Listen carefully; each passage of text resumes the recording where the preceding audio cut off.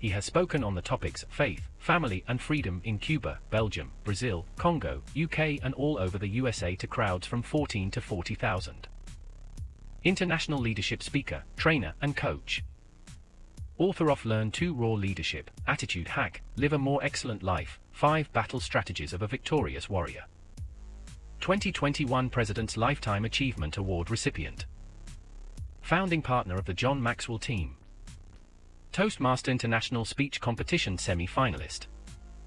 Founder of Tell It Like It Is TV, ThatGuyRocks.com and ThatGuySpeaks.com. Creator of Story Power TV, Transforming Grace TV, and Leading Leaders Podcast. Producer of 4 TV programs and podcasts for Liftable TV and World Trumpet Television as well as multiple social media channels. Please help me welcome J Loren Norris. You know, there's only been a couple of times in my life that I truly felt intimidated, like somebody had one over on me and there was absolutely nothing I can do about it. The very first time I was selling advertising for the Farm and Ranch Directory in Tyler, Texas, and the actions of the guy I was negotiating with blew me away. I had no idea what to do. I realized at that moment I was way out of my league. And that's what I want to talk about in this episode of Leading Leaders. Subscribe now for our extensive video library of leadership lessons promoting faith, family, and freedom.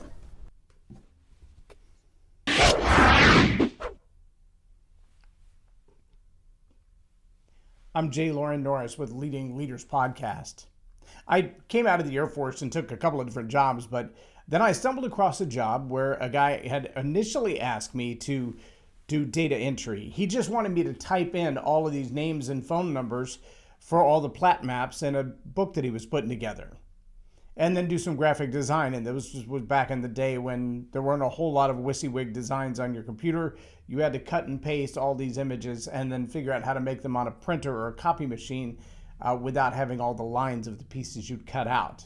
It was quite a different task of graphic design. But he realized then that I was actually better at sales than I was at graphic design and typesetting. So he offered me a promotion and a pay raise, and I was excited about it. The very first sales call I went on with this project, though, was humbling and eye-opening and a great discovery about people. I walked into the door of a seed company out in the middle of nowhere, East Texas. I had on my slacks. I didn't have on a coat that day, but I'd had on my slacks. I had on a button-down shirt. I walked up to the counter of the seed company, and the old fellow behind the counter looked me up and down, and then literally, without a word, walked right through the swinging doors and into the back. I stood there for 10 or 15 minutes. He never came back. So I went back to the sales office after 5 or 6 other stops that ended almost exactly the same. And I said, I guess I'm not as good at sales as I thought I was. I don't even know how to get the conversation started with these people. And the owner of the company looked me up and down and he said, "Boy, do you own a pair of boots?" And I said, "Well, yeah, I grew up in Texas." He said, "Do you own a pair of jeans?" And I said, "Yeah." He said, "Put them on and come back tomorrow." So I put on my jeans and my boots and I came in the next day, and he and I together walked into this same seed company, and the old fellow behind the counter looked me up and down again and he goes, "You was here yesterday?" I said, "Yes, sir, I was." He said, "Where are you from, boy?" I said, "Well, I just got out of the Air Force and moved back to East Texas, and my granddad lives in Lindale, and so that's the reason I came back here." He goes, "Who's your granddad?" And I'm thinking, of all the people in the world, what are the odds that this old guy 50 miles from Lindale knows my granddad? But I said his name, and the old man's face lit up. He goes, yeah, right. I remember him now. He was married more than once." I said, "Yeah." He said, "But his first wife was from around here." I said, "Well, yeah, my grandma was from Grand Saline." He goes, "Remind me of her name." And I said it, and his face lit up again. And then he looked at me and he said, "Well, now that I know who you are and where you're from, how can I help you? What do you want from me?" And so then I went into my sales pitch. And I can tell you, oddly enough, from that day until pretty much when I stopped selling that product, every conversation in East Texas started pretty much the same. Where are you from, boy? And when I answered with, well, my granddad's from Lindale, my grandmother's from Grand Saline, and I grew up in Central Texas, that was pretty much enough to get the conversation started. We were talking on their terms now. This was negotiation. Sounds weird, doesn't it? See, the leadership principle of negotiation means we've got to start with common ground. And sometimes you got to take a risk in your own persona, in your own self-confidence, in your own ability to persuade. You've got to take a risk and step out and say true things that resonate with your client, your would-be client, in order to win the day. I've been just minimally perusing through this wonderful book, Never Split the Difference. Before I get into this, though, I want to tell you about that most intimidating customer of mine, because it was during the same season. I was selling the same farm and ranch directory, and I walked into the Hibbs and Hallmark Insurance office in Tyler, Texas. And I had just spoken to someone else down the road and sold a couple of spots on the outside back cover, some of the most expensive real estate in advertising. And the guy wanted to carry two different kinds of his business, and so he bought, of the 4 spots on the back, position number 1 at the very top and position number 3 in the middle of the bottom half. And he was advertising a different form of insurance. So when I came into Hibbs and Hallmark, Mr. Hibbs said, so I'll take a half page on the back cover. And I said, well, actually, I've already sold 2 spots on the back cover. He said, well, then just cram them together. I said, well, the guy intentionally asked for 1 and 3. He said, let me guess. And he named the guy. And I was like, happens to be. So he pulls out his checkbook. He writes a check for a little more than the cost of the half-page ad. Lays it on his desk. He said, listen, I've got a meeting to go to. If I come back and the check is gone, I'll expect to see some artwork pretty soon for a half-page ad on the bottom half of the book. If I come back and the check is still here, then I know that we don't have a deal. Have a good day. And he walked out of the room. That was it. Take the check or leave it. No negotiation on the price. No yes or no about another position. No compromise on anything else. You'll either take the deal or you won't take the deal. I picked up the phone and I called the guy who owned the directory and I said, here's the situation. He goes, take the check. We'll figure it out. And I thought, well, that's an interesting way to do it, because I don't know if that's integrity or not to tell one guy he's going to get number 1 and number 3. He said he'll never complain about having the top half of the book, and the other guy didn't care if he has the top or the bottom, so give them both a half page and be done with it. I was like, interesting solution. See, I was learning. I was only 23, 24 years old at the time. This was a new field for me. I was trying to figure out exactly how to do this, but in this beautiful book, Never Split the Difference, he says, page 118, never compromise, because no deal is better than a bad deal. He uses a great illustration. He says there's a compromise illustration of the man and wife, and she says, you really ought to wear the black shoes with that suit. And he says, I really want to wear the brown shoes with this suit. And so they compromise, which means what? He wears one brown shoe and one black shoe. And everybody gets a good laugh at his expense because he's wearing 2 different shoes. Is that a compromise? Is that a win?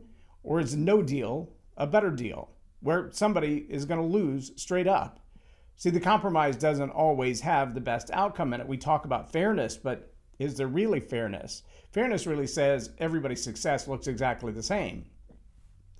Well, if 2 different people put in 2 different levels of investment, or 2 different levels of effort, or more work than the other, should the outcome be the same? Is that what we mean by fairness? He makes another really good point when he talks about, in fact, he quotes a book from 1980, You Can Negotiate Anything, where the negotiation expert Herb Cohen goes on a trip. And on the trip, he is in an international arena. He's making a deal for his company, for his bosses. And as soon as he lands, his counterparts say, okay, we need to know how much time do you have? Are you here for how long? And he said, well, my flight out is on X date.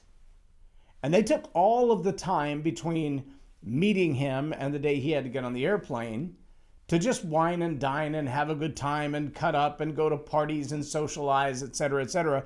And they didn't cut to the chase of the deal until he was in the car on the way back to the airport ready to leave town. Now, what does that mean? That means they played him. They understood that he had a deadline to meet. He didn't have any options. He was going to be on that plane and either the deal was going to happen or it didn't. I believe there was a similar thing that has made international news about $1 billion given to a particular nation by a particular president that he actually said, you know, I got 6 hours before I get on this plane. And either you compromise in this way or you negotiate in this way or I'll take the money back with me. And there's nothing you can do about it. And eventually they capitulated. Well, same thing happened for Mr. Cohen. Apparently he made the best deal that he could in the time that he had and negotiated the best that he could, but it wasn't the best deal for him. It was just the best thing he could come up with in the very limited time that he had. And sometimes we as leaders, we forget that we're taking a risk solely based on time. We forget that we're negotiating, making decisions with a compressed time, or worse yet, the illusion of compressed time. Right? Have you ever asked, my very first introduction to Calvin and Hobbes' cartoon was this illusion of compressed time and the risk that it affords. The cat was leaning against a tree and the boy comes up with a water balloon and he says, what will you do if I throw this water balloon at you? And the cat says, imagine the worst thing you can imagine in your life. The worst thing that could ever happen to you. And so you see the imagination bubble above the boy's head and he's thinking of all the bad things that could happen. And then the cat says, now magnify that times 1 million. And in the next frame, you see a wet cat chasing a little boy and asking, if you really could imagine the worst thing ever and multiply it times 1 million, why would you still throw the water balloon? And the boy said, you piqued my curiosity.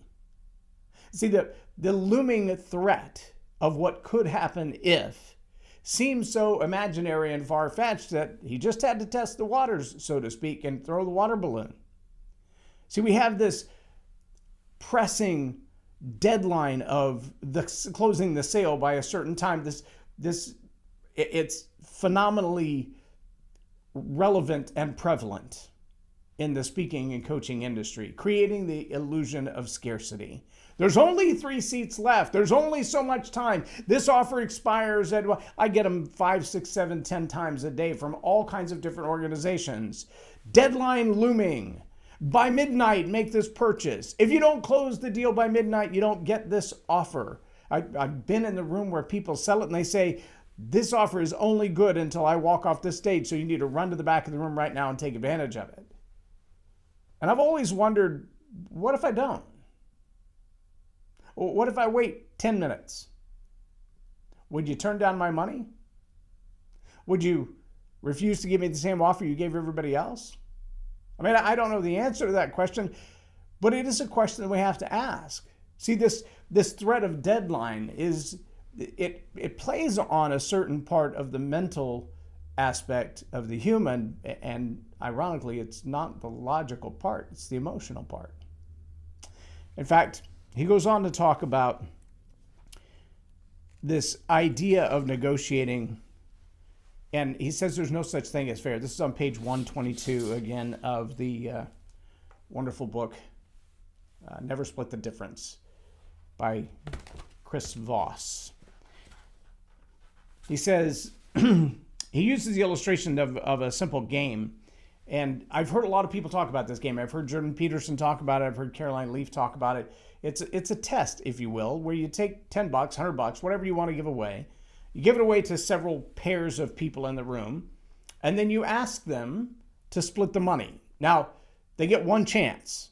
They don't get to explain. They just get one chance. And if they come to an agreement on splitting the money, then they get to split the money exactly the way they agreed to. If they don't agree, then the money goes back to the host. So in his example, in his class, he gives everybody $10. And you can split it 7 or 3 or 8 or 2 or 9 or 1 or 4 and 6 or 5 and 5, or however you want to split the money. It's totally up to you. But one person has the money and they're the proposer, and the other person is the acceptor. And they either accept the offer of $1, $2, $5, $10, whatever it is, or they don't. And if they don't accept the offer, the money goes back to the host. If they do accept the offer, then they split it just like they've decided. But at the end of the exercise, he says, after we run this little experiment, I stand up in front of the class and I make a point that they don't like to hear. The reasoning each and every student used was 100% irrational and emotional. What? They say, I made a rational decision. I lay out how they're wrong. First, how could they all be using reason if so many made different offers? That's a really good question. That's the point. They didn't. They assumed the other guy would reason just like them. If you approach a negotiation thinking that the other guy thinks just like you, you're wrong. I say, that's not empathy, that's projection. Interesting point. And then I push it even further. Why, I ask, did none of the posers offer $1? Which is the best rational offer for them and logically unrejectable for the other acceptor. And if they did and they got rejected, which happens, why did the acceptor turn them down? Anyone who made an offer other than $1 made an emotional choice, I say. And for you acceptors who turned down $1, since when is getting $0 better than getting $1? Did the rule of finance suddenly change? This rocks my students' view of themselves as rational actors, but they are not. None of us are. We are all emotional, irrational. Emotion. This is really the key that I want you to grab hold of. Emotion is the necessary element to decision making that we ignore at our own peril, realizing that hits people hard between the eyes. Skips down a little further. He talks about I can't even pronounce the name of this book. Descartes' Error, I believe, is the name of it. Emotion, Reason, and the Human Brain by neuroscientist Antonio Damasio. Explained a groundbreaking discovery he made studying people who had damage in the part of the brain where emotions are generated. They found that all had something peculiar in common. They couldn't make decisions. They could describe what they should do in logical terms, but they found it impossible to make even the simplest choice. In other words, while we may use logic to reason ourselves toward a decision, the actual decision making is governed by emotions. Now, one of the biggest challenges we find in leadership today is this idea that masculinity is toxic, that risk-taking is dangerous, that pursuit of success at the behavior or the audacity of the successful is also to the detriment of those who are not successful. It's kind of a jealousy-driven, emotionally based, hierarchy-attacking psychology. It says, if I don't have what you have, it's because you cheated. If I don't have what you have because I haven't made the same decisions, because I don't have the same emotional strength, because I don't have the same kind of character and moral fortitude, if you have succeeded and I have not, it's your fault and you're wrong because you cheated. I see there are a lot of people who negotiate in deals, whether it's closing the sale or it's getting their way or it's building a better mousetrap. There's a negotiation that has to be done. You've got to negotiate with your vendors, with your customers, with your employees, with your cohorts, with your counterparts. They may be on your team, they may be your competitor, but you have to negotiate. And in order to negotiate as a leader, you're going to have to take risks. And in order to take risks, you have to make decisions. And you have to weigh in the balance what is a better deal. And is there a time when it's better to take no deal than to take a bad deal? And if you're not willing to make those decisions with solid emotional decision making, then you're going to find yourself in trouble. And if you try to detach yourself from emotions and make decisions purely logically, that doesn't always come out so well either. As he illustrated, if you were using reason to decide how much money to offer the acceptor, $1 makes good sense because $1 is always better than $0. But see, sometimes the acceptor won't accept $1 if they know there's 10 available because they're greedy. That's an emotion. And suddenly these reasons go away and emotions prevail, and we see riots in the streets. Reason goes away and emotion prevails, and we see people upset about fairness. And we see lectures, and we see arguments, and we see political division. Because emotion drives behavior.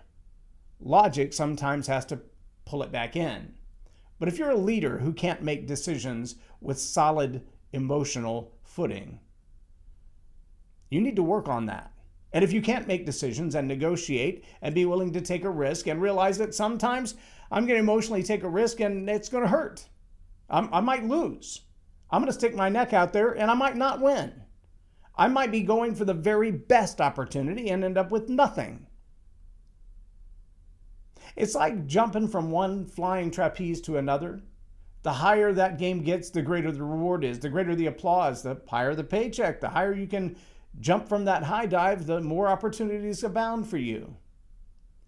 But for every step up that high dive ladder, for every reach from one flying trapeze to the other, for every risk that you take, the danger is there of failing.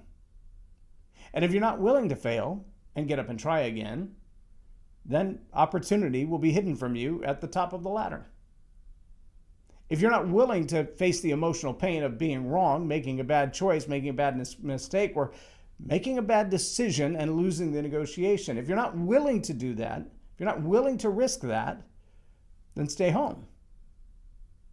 What does that old t-shirt say? If you're not ready to run with the big dog, stay on the porch. It's kind of a crass way of saying the same thing. If you're going to lead, you're going to take risks. If you're going to lead and take risks, you're going to have to make big decisions. If you're going to lead and take risks and make big decisions, that's going to come with an emotional risk attached to it as well. It could hurt. You might win. You might not. But if you win, it will be with a great reward. And if you lose, it'll be a great opportunity to learn and start over. But whatever you do as a leader, you're going to have to be morally, emotionally sound. You're going to have to take risks. You're going to have to make big decisions. This is a lifetime of decision making, risk taking, and emotional choices. Business is an emotional thing. We like to think it's logical. It's not. There's too many humans involved. I want to challenge you. Pick up some good books like Never Split the Difference, Learn to be a Better Negotiator. Read some books on neuroscience and brain pathologies and how people think and communicate so you understand who it is that you're talking to. Because you might find yourself in the same place I did, where the first question of negotiation is, where are you from, boy? I'm J Loren Norris with Leading Leaders Podcast for Tell It Like It Is TV. Have a blessed day.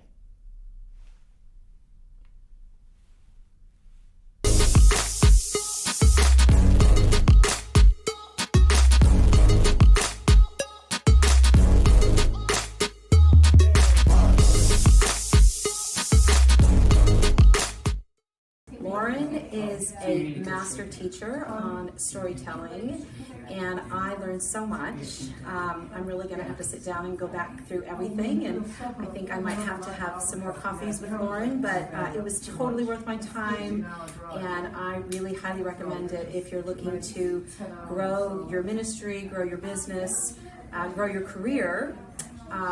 Lauren will serve you well.